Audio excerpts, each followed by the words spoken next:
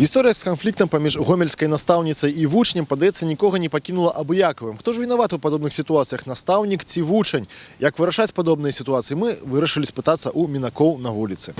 Честно говоря, я когда читала в новостях, я немного, конечно, в шоке была, то, что вот наш президент повлиял на это. А так, то как-то, честно говоря, я бы не допускала бы тоже. Поэтому, не знаю, может, по сути, и президент сделал правильно, но я так не считаю. Надо присутствовать, чтобы смотреть, кто виноват. Дети тоже нарываются на грубость, я по-своему сужу. Поэтому, а если не хватает, там много учителей, детей много учителей, правда? Ведь с одним бывает не справишься, а если их 30, человек срывается. Мы стараемся не конфликтовать, вдвоем, а когда много, я не знаю, честно говорю, я не завидую учителям, не завидую детям, сейчас очень сложно. Стараешься не конфликтовать? Угу. Нет, мы боялись учителей. А почему? А сейчас учителя боятся школьников. Раньше была какая-то дисциплина. Во-первых. Во-вторых, была тяга к знаниям. Учились. Немножко нас давили, не то, что человеку интересно, а не будем в политику удаваться. Так сразу не скажешь. Я думаю, что дети меньше уважают учителей, чем даже в мое время учитель это было очень уважаемый человек, это звучало гордо. Все в семье. Школа учит только.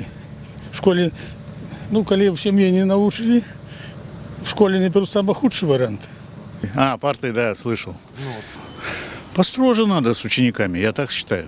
Так что однозначно, на шею сядут и все. Больше ничего не могу сказать. Времена такие, что тут? Времена такие, что у всех телефоны есть, каждый может сфотографировать больше, сейчас уже и информации больше. Не знаю, с этим надо что-то делать.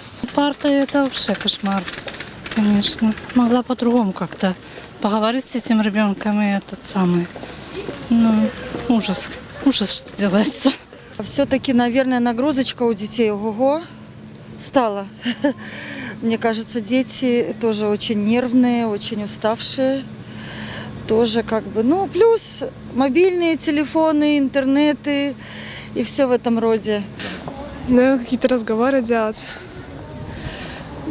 И что-то сделать так, чтобы ученики не считали, что им тоже ничего вообще не будет.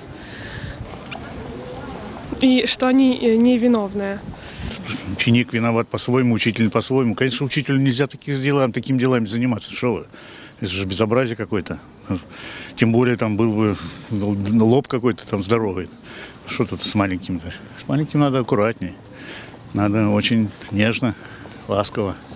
Может, собирать больше с родителями детей, родителей и учителей. И просто разговаривать, потому что теперь, видишь, молодежь вся, телефоны.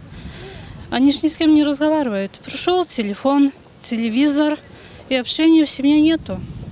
Вести какие-то, небольшие наказания за какие-то проступки. Но учителя должны как-то понимать, что все-таки ученики это не взрослые, а дети. Еще даже уже старшеклассники, они все равно все еще дети. Так что идти на какие-то уступки и компромиссы. Работать надо, и семье работать надо, и надо работать в школе обязательно. Что, значит, ничего не делается.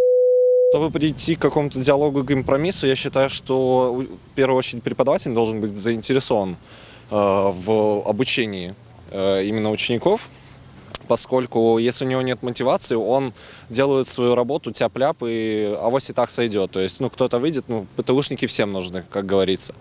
Я считаю, что здесь корень проблемы лежит в первую очередь в зарплатах учителей и в непонимании младших поколений в том, что это в первую очередь нужно именно им, чтобы реализовать себя в жизни.